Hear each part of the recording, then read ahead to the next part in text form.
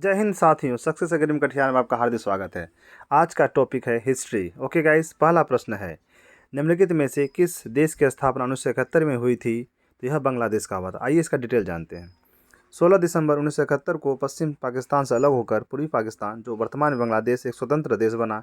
इसे मुक्ति संग्राम भी कहते हैं। शेख मुजीबुर रहमान को बांग्लादेश का राष्ट्रपिता और संस्थापक भी कहा जाता है तथा इन्हें बंगबंधु से भी उपाधि नवाजा गया है। ओके गाइस, नेक्स्ट, सतवर्ष युद्ध किन दो देशों के बीच हुआ? तो सतवर्ष युद्ध हुआ इंग्लैंड और फ्रांस के बीच हुआ था। इसे 100 वर्ष युद्ध भी कहा जाता है। 100 वर्षीय युद्ध इसलिए कहा जाता है क्योंकि 1337 से लेकर 1453 तक यह युद्ध हुआ और इंग्लैंड और फ्रांस के बीच हुआ, और इस युद्ध में फ्रांस की क्या हुई? जीत हुई। नेक्स्ट, बोस्टन की चाय पार्टी किस वर्ष हुई थी? 1773 में। बोस्टन की चाय पार्टी 1773 में हुई थी। अमेरिका स्वतंत्रता संग्राम का तात्कालिक कारण बोस्टन की चाय पार्टी की घटना थी। इस घटना का नायक सैमुअल एडम्स थे। 16 दिसंबर 1773 ईस्वी को जब बोस्टन पर कर मुक्त चाय के 3 जहाज़ों को ब्रिटेन को लौटाने से इनकार कर दिया तो उपनिवेशों का एक समूह जहाज पर सवार हुआ और चाय की 340 पेटियों को बोस्टन हार्बर में फेंक कर नष्ट कर दिया गया। यह घटना अमेरिकी इतिहास की एक प्रमुख घटना बन गई। इस घटना को हम लोग बोस्टन की चाय पार्टी कहते हैं। ओके, नेक्स्ट, किस देश को मुख्य रूप से कम्युनिस्ट है ना, कम्युनिस्ट या माओवादी दलों के द्वारा सूचित किया जाता है? वो हमारा चीन। चीन हमारा क्या है? कम्युनिस्ट देश है।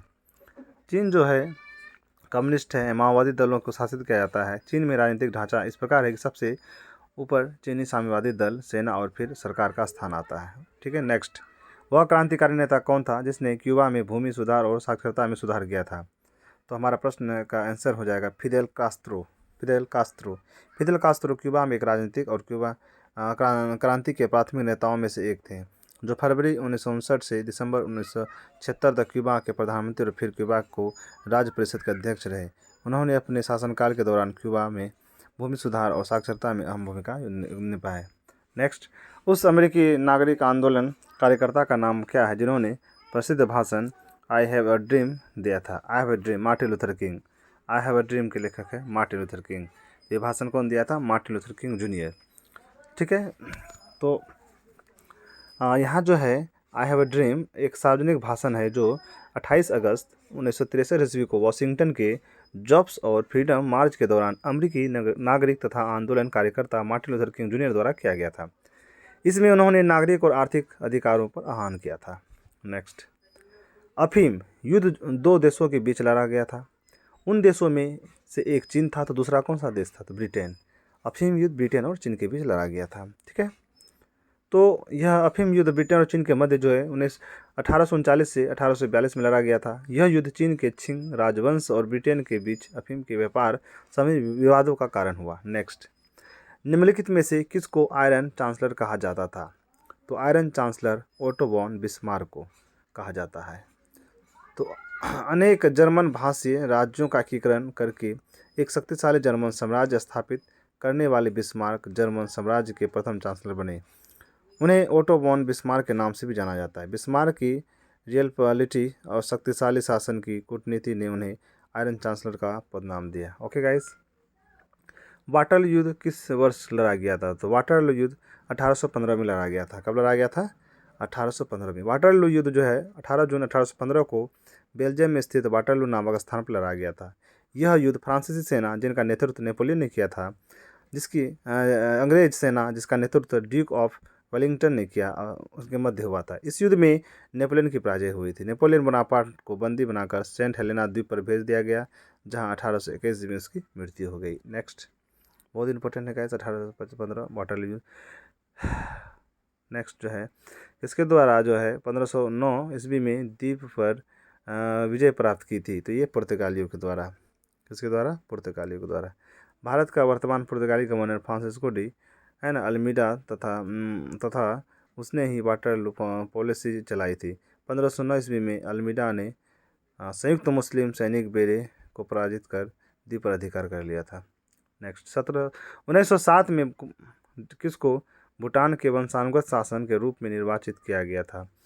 उसे दिसंबर 17 1907 को ताज पहनाया गया था और राज्य के प्रमुख है ना इगाल्पो के रूप में स्थापित किया गया था। तो Ugen Wangchuck.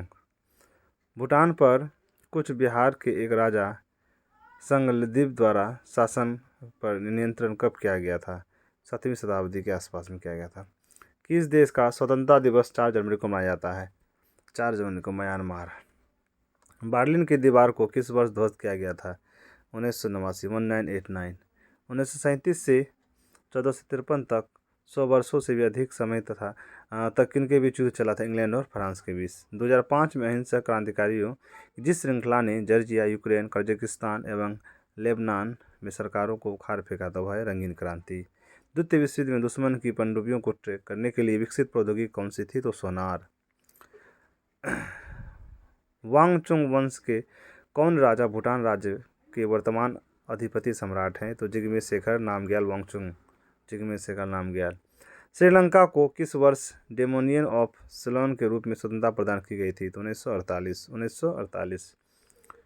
Terracotta army terracotta की मूर्तियों का एक संग्रह किस देश के पहले सम्राट की सेनाओं को दर्शाया है? तो चीन। निम्न में से किस देश में वर्ष 1986 में यूनाइटेड किंगडम का शासन औपचारिक रूप से समाप्त हुआ? तो ऑस्ट्रेलिया। चीन की विशाल दीवार के निर्माण का श्रेय किसे दिया जाता है? तो क्वीन शी हुआंग को। चीन की विशाल दीवार का निर्माण किसे दिया था? क्वीन शी हुआंग को। श्रीलंका को किस वर्ष में आज़ादी मिली थी? तो 1948 को। श्रीलंका को आज़ादी कब मिली थी? 1948। सिलोन जो श्रीलंका को डोमिनियन के रूप में स्वतंत्र की गई थी अफगानिस्तान पर द्वारा विजय हासिल करने के बाद वह अकैमेडिक साम्राज्य अंतर्गत आया था। वह था पार्सिया के डेरियस प्रथम। 1971 में स्वतंत्रता की घोषणा के बाद बांग्लादेश के प्रथम प्रधानमंत्री का नाम बताइए। शेख मुजीबुर रहमान। शेख मुजीबुर रहमान। महारानी एलिजाबेथ द्वितीय हाल में ब्रिटेन में सबसे लंबे समय तक सम्राट बन गई है। उन्होंने किनके द्वारा निर्धारित रिकॉर्ड पास किया? महारानी विक्टोरिया के द्वारा।